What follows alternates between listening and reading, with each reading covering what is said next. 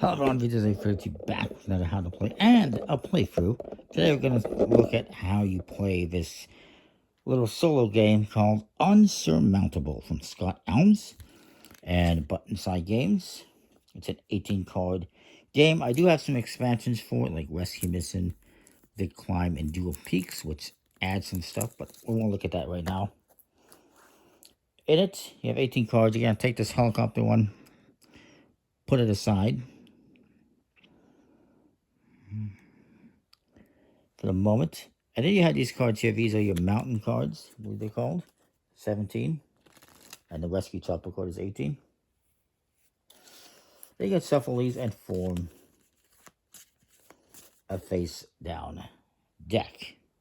Each card has different rules involving how to use them. And what you're trying to do is complete this.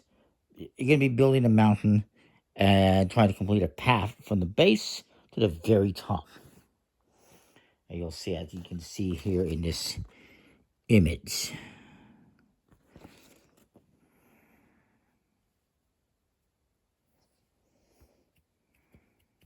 And you gotta take this and put it near the deck. Putting it to the side. Honestly, don't even recall what that does exactly. And you're going to be building this triangular mountain. 4 cards, 3 cards, 2, and then 1, as you'll see. And you're going to draw 5 cards. 1, 2, 3, 4, 5. I'm off camera here. To create a base camp.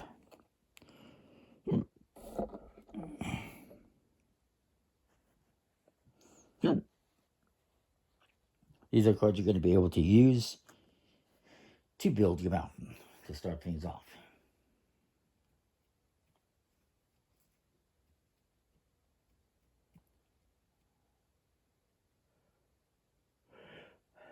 And actually, I believe this first one is on top of the deck. I could be mistaken. This first one is the only one you can currently play.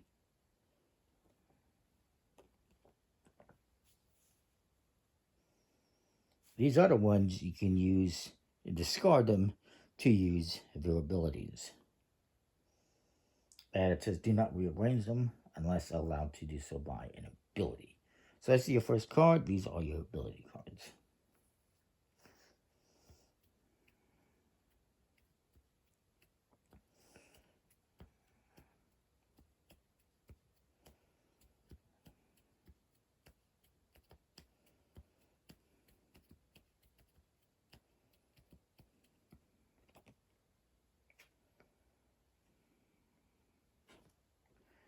Okay, anyway,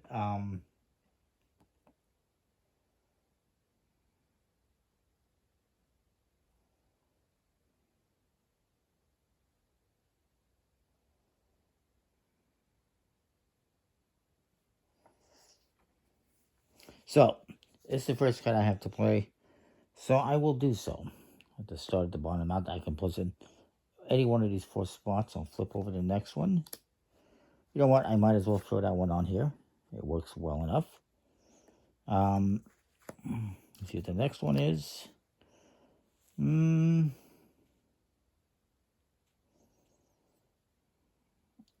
I don't know how much I like this one.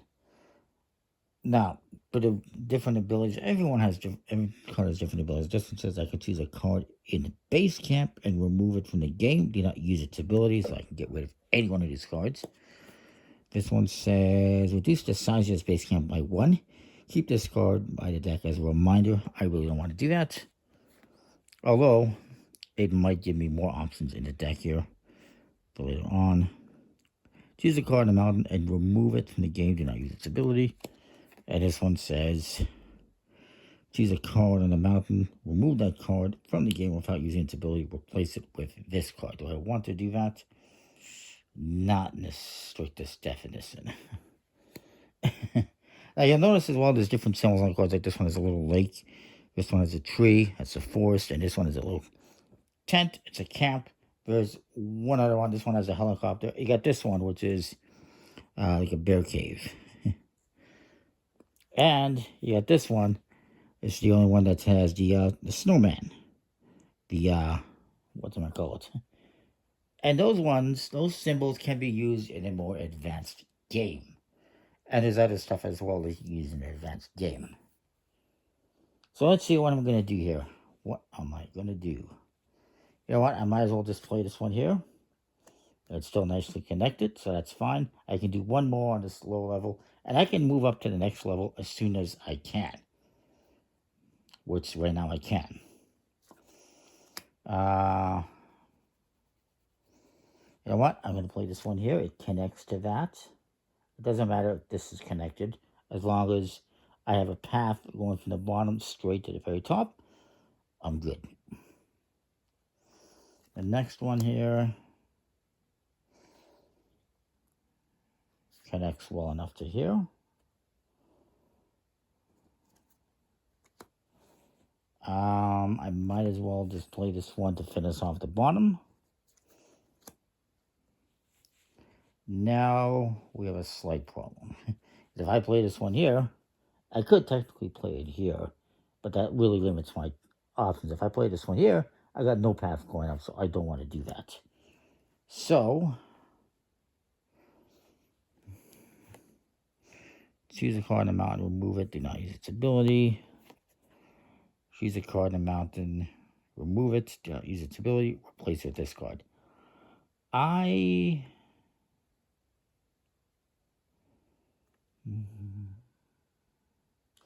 will do that. I'm going to remove this one and put this one here in its place. That's great. That gives me more options, right?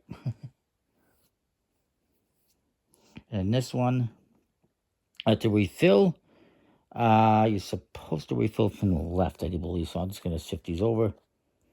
Throw this one in here. I will refill that. Get a new card here, which I like. I'm going to put it here. It connects and gives me some pathways up. This next one is not so good for connecting anything. Well, I guess it can be go here. Hopefully we get something that goes up with the next one. We do. I'm okay with that, I think. And then, well, actually that's kind of problematic, isn't it? Let's see, what does this one do? No, I don't really want to do that. That one's not going to work very well. I'm just going to use this for its ability. Choose a card in the mountain to remove it. Don't use its ability. I'm going to get rid of that one because I don't like it. We'll shift everything over. And also I cannot flip cards over to make them work better. So this is unfortunate.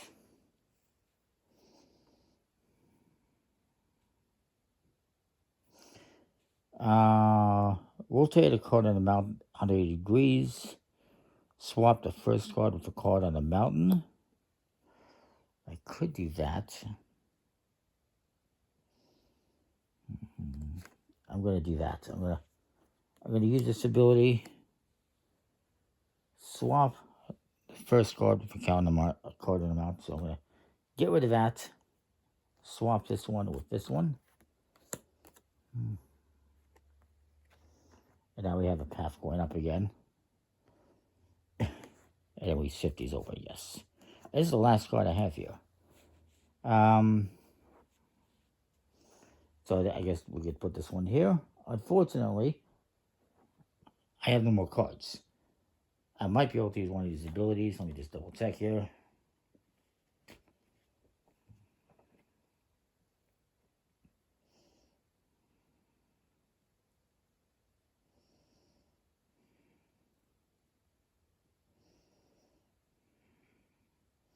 And technically, it's supposed to add cards from this side to the base camp. I was doing it backwards. It's fine. Same difference.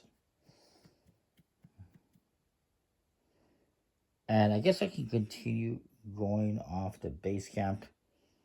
Can't use that one anymore. There's no first card Choose a card, a base cap, remove it from the game. Reduce the size of the base cap by 1. Rotate a card and mount it 180 degrees. That's not going to help.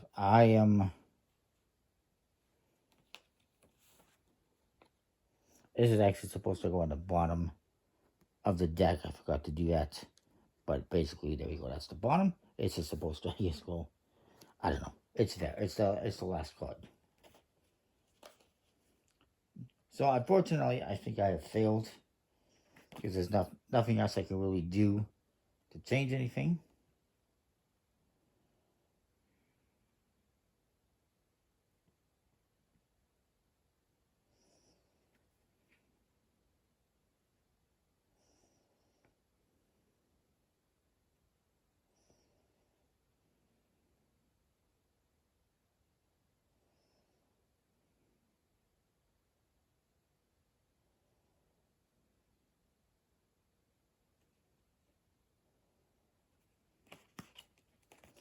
Yeah, it doesn't say. I was trying to see if it says anything about, adding these cards back into the mix. It does not. I believe that is it. I have lost a game. I know I've played this game before and I've won.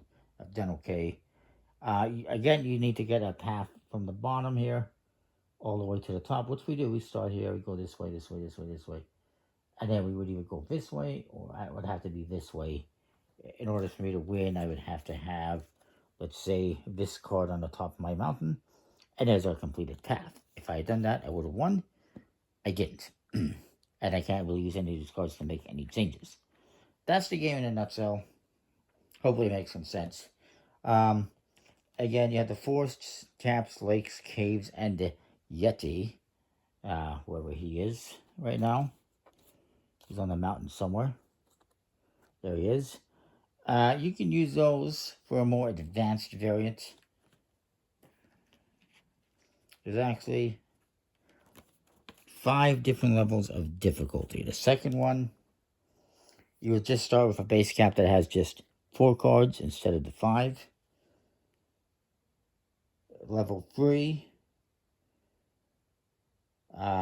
each card feature may only appear once on each row of your final mountain, and you lose if the feature repeats itself. That is, I can only have one camper. Like right now I would fail because I have 2 campgrounds in the same row. I have 2 forests on this row. So that adds a bit of a challenge. I can't have the same symbol appear more than once in the same row. Definitely a bit more of a challenge. Level 4 is I could only have each feature appear once on each outer slope of your final mountain. So this way, I got 3 campgrounds. I failed already.